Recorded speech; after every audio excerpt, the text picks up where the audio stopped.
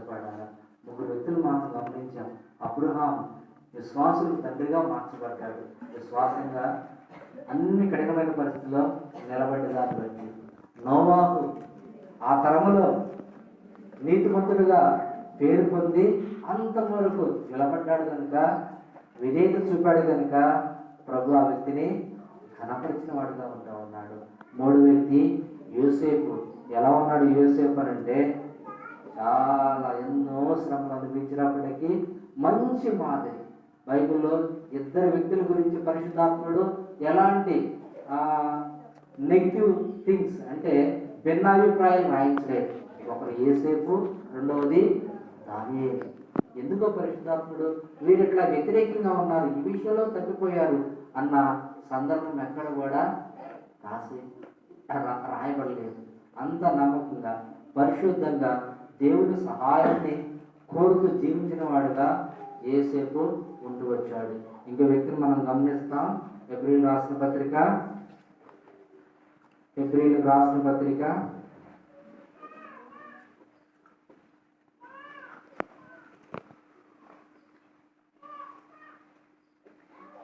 3వ అధ్యాయము 5వ వచనం. 3:5 ముందు చెప్పబో సంగతులకు సాక్షాత్కారంగా మోషే పరిచారకుడయ్యి దేవునినంతటిలో నమ్మకముగా ఉండెను. ఎవరి వ్యక్తి? మోషే. దేవుని పరిచారకుడు, దేవునిలంతటా నమ్మకంగా ఉన్నటువంటి వ్యక్తి. బలహీనతలు ఉన్నాయి, తర్వాత ఏమున్నాయి? బలహీనతలు ఉన్నాయి, తర్వాత ప్రభు కొరకు ఏదైనా పనిస్తే నమ్మకంగా చేసేటువంటి లక్షణం కూడా ఉన్నది. దేవుడు మోషేని ఏర్పాటు చేసుకున్నాడు. గొప్ప పని కొరకు మోషేని ఏర్పాటు చేసుకున్నాడు. నా అని పేరు పెట్టబడిన ఆ ప్రజలను ఆ వారసత్వం నుంచి విడిపించడానికి ఏర్పాటు చేసుకున్నాడు. తనకు నచ్చి నేను మాట్లాడిన ప్రభు నేను వెళ్ళను అన్నాడు. ఆయన ఒత్తిడి చేశాడు. అంటే ప్రభు తన ఏర్పాట్లు ఉన్న వారిని తీసుకుని వస్తాడు తన పని కొరకే. ప్రభువు తన పని ఎంతో చక్కగా అప్పచెప్పినప్పుడు ఎంతో నమ్మకంగా చేసిన వాడుగా మోషే ఉన్నాడు. ఎన్ని సంవత్సరాలు? 40 సంవత్సరాలు చాలా నమ్మకంగా ఉన్నాడు. చాలా నమ్మకంగా ప్రతిదీ కూడా ప్రభు మీద ఆధారపడి పనిచేశాడు. నిర్గమకాండంలో 3వ అధ్యాయం నుంచి మోషే యొక్క ప్రస్తావన మనకు కనపడతాము. దాదాపు ద్వితీయోపదేశకాండం వరకు మోషే విషయంలో రాయబడ్డ మాట ఏంటంటే, దేవుడు తనతో చెప్పిన సమస్తమును మోషే జరిగించింది, మోషే చేసింది. మోషే చేసిందల్లా కూడా దేవుడు ఏదైతే చెప్పాడో అది జరిగిస్తూ వచ్చాడు. ప్రతి విషయంలో కూడా ఎంత ఇసిగించారు, ఎంత ఇబ్బంది పెట్టారు, ఎన్ని మాటలు అన్నారు, ఎంత కఠినమైన పరిస్థితులు మోషేకి ఎదురయ్యాయి. ఫరో ఎదుట ఇశ్రాయేలు ప్రజల గురించి మాట్లాడడానికి నిలబడ్డం చాలా కష్టతరం. రాజు ఎదుట రాజుకి వ్యతిరేకంగా నిలబడడం అనేది అది చాలా కష్టమైన పని. అయినా దేవుడు చెప్పాడు కాబట్టి ఏదైతే అది అయిందని ధైర్యంగా వెళ్ళి పని చేయగలిగాడు. నమ్మకత్వం. ఈ మోషే మనకేం జ్ఞాపకం చేస్తా ఉన్నాడంటే నమ్మకత్వం.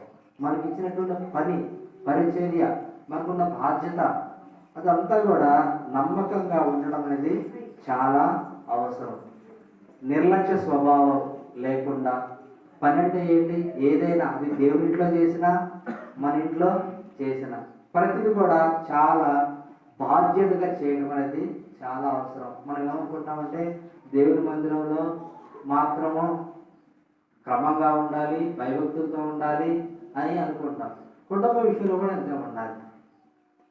భర్త యొక్క బాధ్యత, భార్య యొక్క బాధ్యత, పిల్లల యొక్క బాధ్యత, ఎవరి బాధ్యత వారు క్రమంగా చేసేవారుగా ఉండాలి. దేవుని మందిరంలో చక్కగా ప్రయత్నాలు చెప్పుకుంటూ చాలా భయభక్తులుగా వినయంగా ఉంటూ కుటుంబ విషయంలో కాక వికారంగా ఉంటే అది ఏమాత్రం కూడా దేవుడు అంగీకరించాడు. దాన్ని ఏమాత్రం కూడా దేవుడు లక్ష్య పెట్టాడు.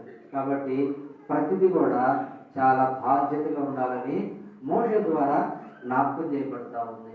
ప్రతి పనిని కూడా ప్రభు, ప్రతి విషయాన్ని కూడా ప్రభు లెక్క చూసేవాడుగా ఉంటాడు. చిన్న స్టోరీ చెప్పి ముగించడానికి ముగిస్తాను. ఒక అడవిలో ఒక ఉన్నటువంటి వాటన్నిటి జంతువులకి పక్షులకి ఒక పోటీ పెట్టారు. ఏంటా పోటీ అంటే వారి యొక్క పనులను బట్టి వారికి బహుమతులు ఇవ్వాలి అని చెప్పి సిద్ధపడ్డ తర్వాత ఒక స్టేజ్ని ఏర్పాటు చేస్తే ఆ స్టేజ్ మీదకి ఒక్కొక్కటి రావడం మొదలుపెట్టాయి. వారు దేనిలో యోగ్యత ఉందో, దేనిలో ప్రావీణ్యత ఉందో చెప్పుకుంటా రావడం మొదలుపెట్టాయి. మొట్టమొదటిగా స్టేజ్ మీదకి ఒక సింహం వచ్చింది. కథే సింహం వచ్చింది. నేను అడిగి రాజుని, నన్ను చూస్తే అందరూ భయపడతారు, నేను దేన్నైనా అవలేలుగా సంపాదించుకొని తినగలను, ఇది నా సామర్థ్యత అని చెప్పి వెళ్ళిపోయింది. తర్వాత ఒక జింక స్టేజ్ మీదకి వచ్చింది.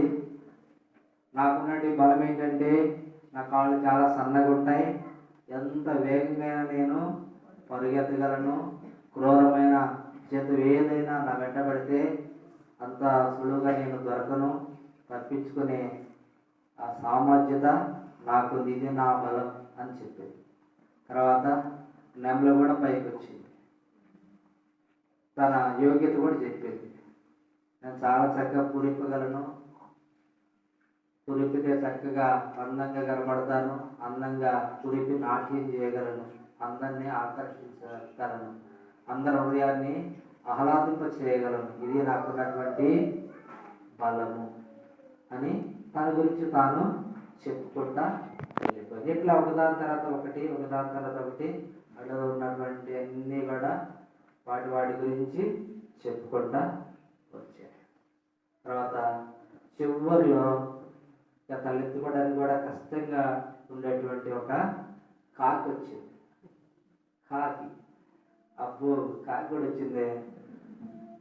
మిగిలినన్ని అంటే ఏదో ఒక యోగ్యత ఉంది అది చెప్పుకుంది, దీనికి ఏ యోగ్యత ఉంటుంది? అబ్బో సరేలే, ఏం చెప్తా చూద్దామన్నా మొసలు ఎగరేసుకొని చూస్తాము.